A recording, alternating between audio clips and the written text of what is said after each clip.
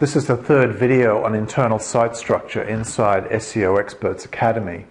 The first was Matt Carter's Camtasia rundown on all of the important concepts and principles that are vital to get right.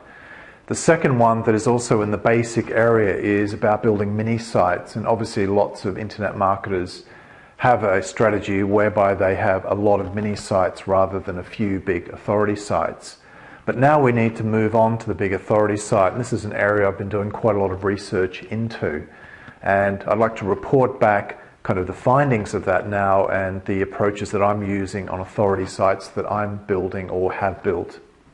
So I have built a demonstration site of this, and the URL is appearing on the screen now. And you can go there and just have a look at exactly how that works. Now, the main difference between the authority site and the mini site, apart from the underlying internet marketing philosophy behind it, where you've got a little bit of money from a lot of mini sites or a lot of money from a few authority sites, is that the authority site tends to have an awful lot of pages, and it could be hundreds, thousands, or even up to millions of pages, as is the case with someone like Wikipedia, for example. So for the demonstration site that I built, which I'm going to be detailing now, I've worked with no more than I think probably about 30 to 40 pages on that one. But the principle can be applied to a much bigger site, of course. So the keyword we're going to be working with, the niche that we're looking at, is stereo sound systems. And of course, it could be applied to anything, this whole approach. So if you've had a quick look at the demonstration site, you'll see that the home page is targeting that term. It's after stereo sound systems.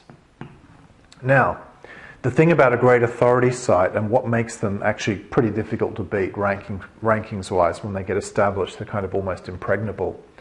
Actually, an important factor to really bring in here is when you look at ranking success, there are kind of two big factors at work: relevance plus authority, which you might call trust or reputation as well. If you can combine those two elements, you've really got a fantastic rankings, not just for the home page, but for lots of pages actually within the authority site.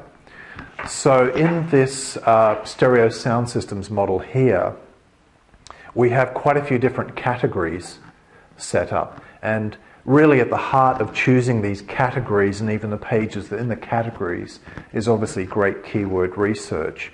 So in this particular example, I think we've got things like Aiwa stereo sound systems, we've got a category for Bose, we've got Sony, we've got RCA, we've got Pioneer, Philips, Panasonic, etc. Kind of logical. When you look at stereos, it was one way. It wasn't the only way. You could break it down by price or stereotype. Is it surround sound? All of those kind of things. But we have all of these category pages. And within each category, you'll see on the demonstration site that we've got a bunch of other pages there targeting specific models. So, for example, within that category of Aiwa stereo sound systems, we've got the Aiwa GX500, the Aiwa LM2, and so on. We've got all these different models, and the same in Bose. We've got a bunch of these, all devoted to a particular product within that general category. And as you're probably seeing there, what I'm doing is creating silos of content. And silo just means vertical columns, pretty much.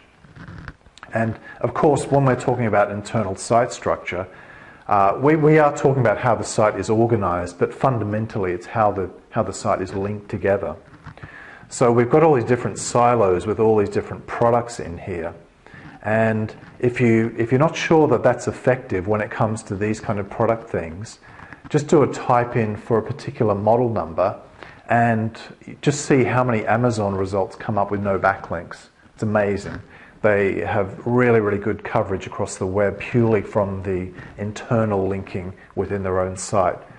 So we've got all these silos going, as you see on the demonstration site.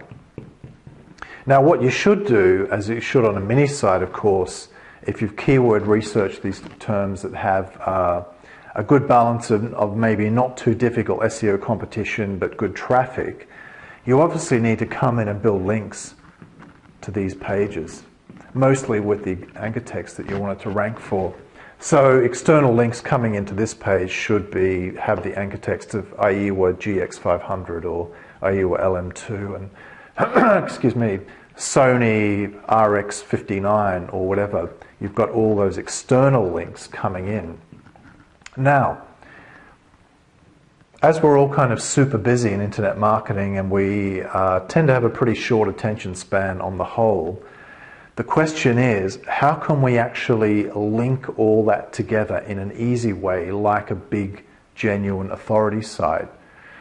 And you could obviously go in and do kind of manual links. On the mini site video I did recommend one option is, because you're only dealing with like 5 to 10 pages, you can go in and build contextual links on each page to the other pages in the site using the exact anchor text. Now what I see the big authority sites doing, and I mean hundreds of thousands of pages, could be less, could be more, what I see these guys doing is they tend to have they kind of use a navbar structure to organize their internal links. So it could be a sidebar and it could be a top bar. And there is a PDF guide as well, and there's a link below this video on this whole internal site structure, and it goes into a lot of detail that probably wasn't really possible to cover here in this video, where I'm just trying to give you a good overview of the whole process and principles involved. But effectively what they do, let's assume we're working with a side navbar, could be on the top, but let's just for now say we're working on the side. And what many of them will do is actually have this sidebar, and this sidebar is actually throughout the whole site. Every page, of course, has this sidebar. And these are very, very high-ranking sites for really tough terms. And on this sidebar, they'll have their category, then they'll have the pages. Category, such as RCA stereo sound systems, RCA models. Philips stereo sound systems category, models.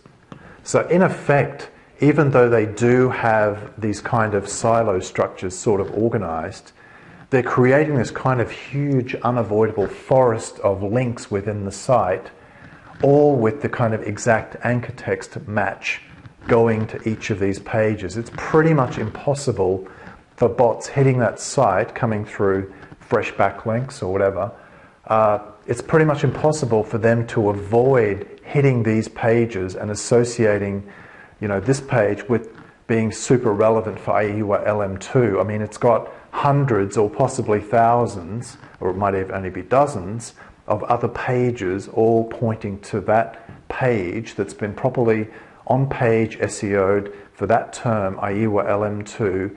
So how can Google not regard it as relevant?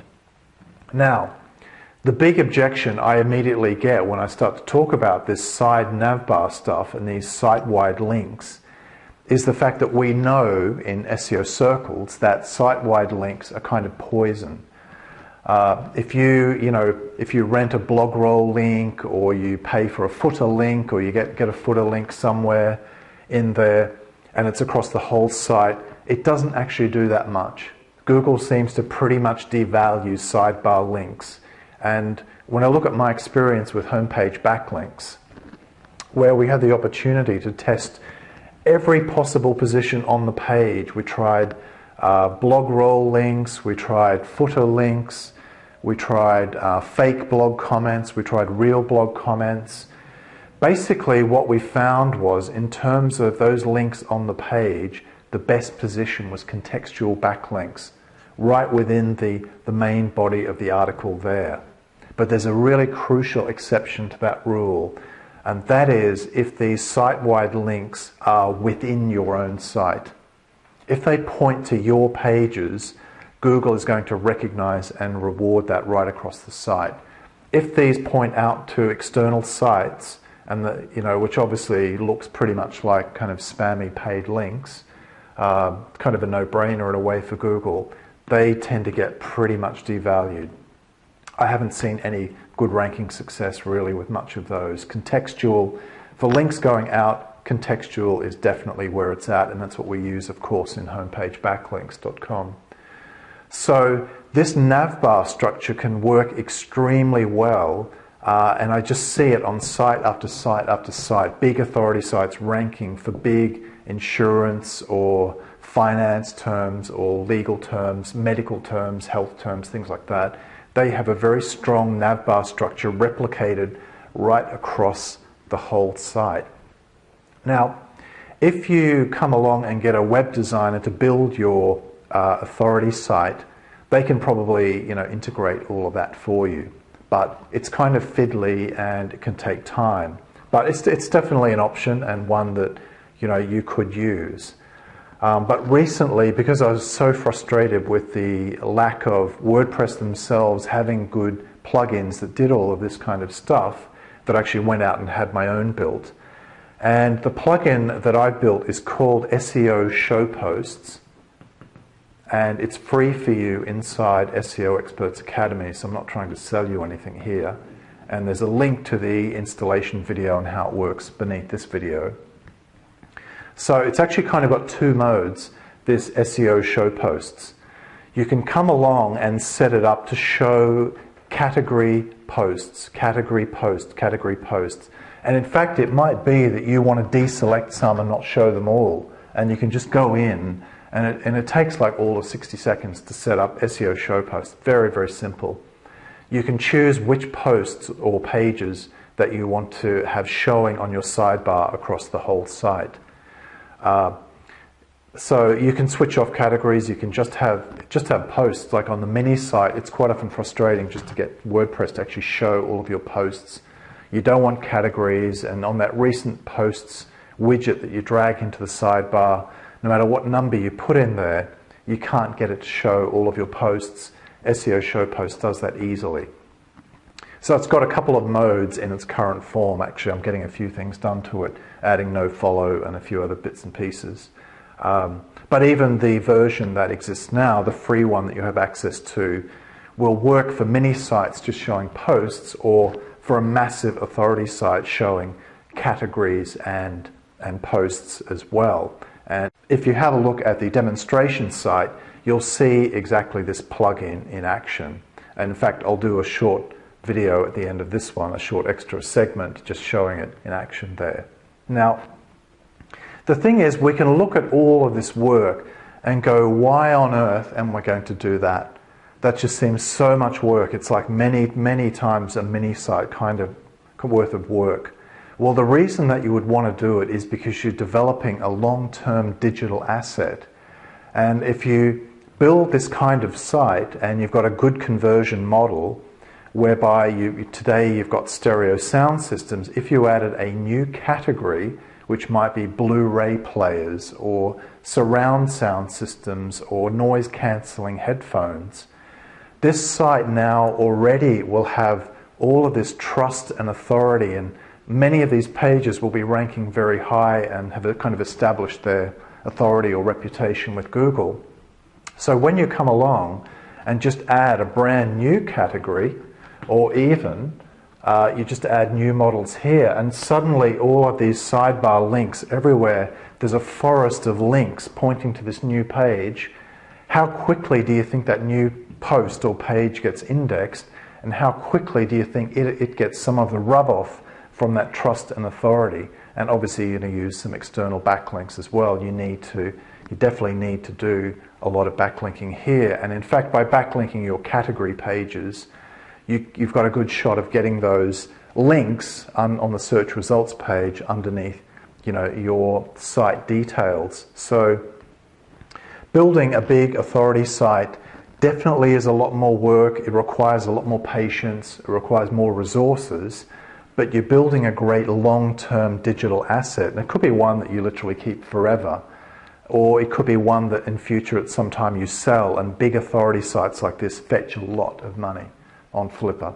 because on Flipper there's an awful lot of junk kind of mini sites that are all sold on hope and potential. But if you've got a proven big authority site with a lot of pages, a lot of traffic, and a pretty good conversion model where it's making money, that's absolute gold on Flipper, and you could well get a huge payday from that kind of site. But even if not, it's still a great digital asset that will just provide you, every page potentially is giving you income and broadening your reach across the web. You know, you add in more models of stereo, you add in noise cancelling headphones, you add in other related audio video products, and it just broadens your reach into the marketplace online. And in the process of doing that, you find that cumulatively you probably actually make a lot more money than you do from a bunch of badly done mini sites, or even quite good ones. So that's a good model for the internal site structure. If you have comments or questions, just leave them below the video.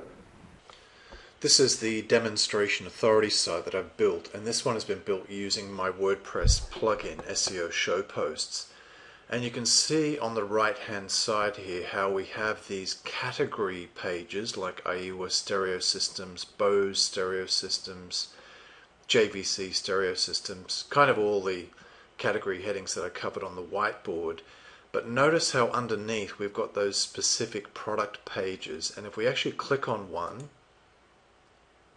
we can see that all of the other links are still active there on the sidebar. So it's very difficult as the search engine bots crawl around this site not to keep recrawling those other pages and associate those particular pages with those terms.